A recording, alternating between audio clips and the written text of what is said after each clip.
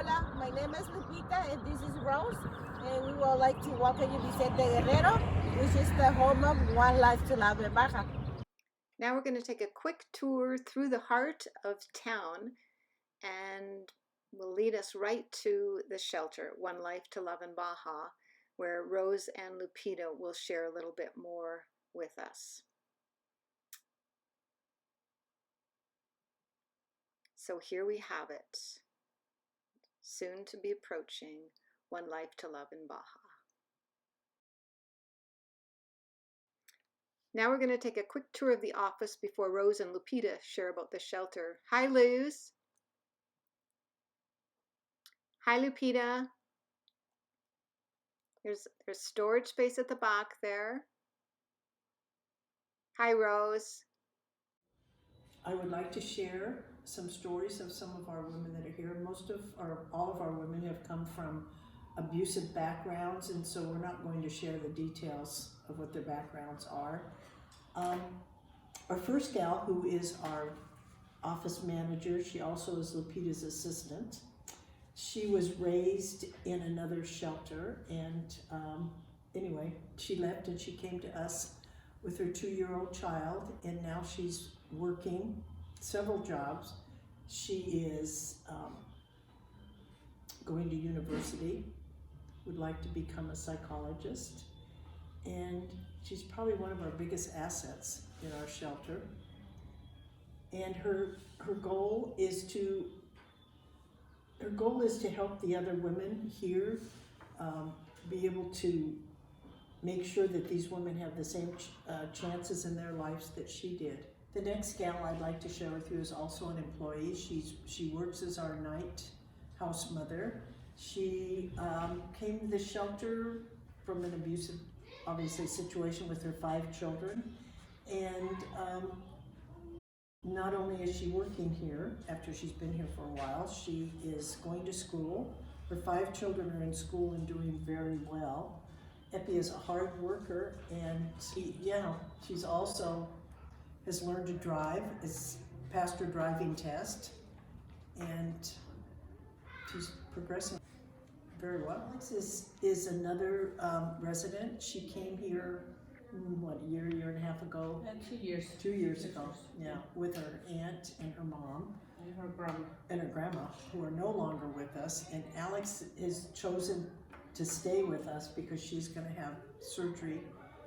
We have set her up to have some oral surgery done in the States. In the meantime, she's going to university or finishing her high school and go to university, and she's a good student and would like to become a graphic designer. She's a huge asset for our shelter. You want to add something to Alex? Yeah, she's really hard worker, and she always helping the woman with their homework, and she loves cooking, and she loves taking care of the babies too. So she always there for them. When the new women come, she always welcome them. So all children from the house, they have to go to school. We try to get their paper. Sometimes they don't bring their paper, but we kind of work out, so make them to go to school. And some of the women, we have some different classes here in the house for them, like sewing classes, computer classes, and English classes, and some different crafts. We've moved to a new facility about 7 months ago, and so we've had a lot of renovation and a lot of work that's needed to be done. We've had many people who've stepped up and helped us with that. Our ultimate goal is to buy property and have a facility built that does have more land on it for the children and playgrounds, and being able to possibly have gardens and for the women. And we want to thank everybody who have donated and helping us. We're so thankful for your donation. All of our donations go 100% to the shelter. For food, clothing, medical expenses. We take care of all the women's medical expenses, the uniforms the children need for school, any supplies that we use for the classrooms. Everybody's donation, everybody helps, and it's 100% goes to the shelter. and very, very much appreciated.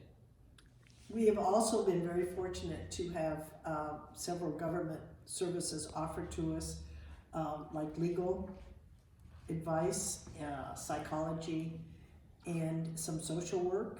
Our women come from churches, from hospitals, from the police department. Now we've been here a while, a lot of them are coming from referrals. One of the more frequent comments both Lupita and I've heard from the women is how safe they feel here. And some of them have said it's the first time in their life they've ever felt safe. This concept was difficult for me when I first heard it because I've never felt unsafe in my life. And it's very encouraging to know that that they feel this way. And they're really thankful to find a place like this to be safe. Yeah, and happy. Yeah, We are happy to provide for them. Now we're going to take a look at a couple of the other rooms. Upstairs we have the sleeping quarters, and you see men working back there. They're putting in the bathrooms and showers for the women and children. And there'll be curtains put up for dividers because that's all we have right now. So we're thankful and grateful for the donations that come in there. And this is a nursery for the young children to play in during the daytime. We don't have a big yard space, but this is a nice place for them to, the moms and them, to hang out. And then this is our kitchen and dining area. The tables all get put away when they're not being used, and the floors are washed and they keep it nice and tidy.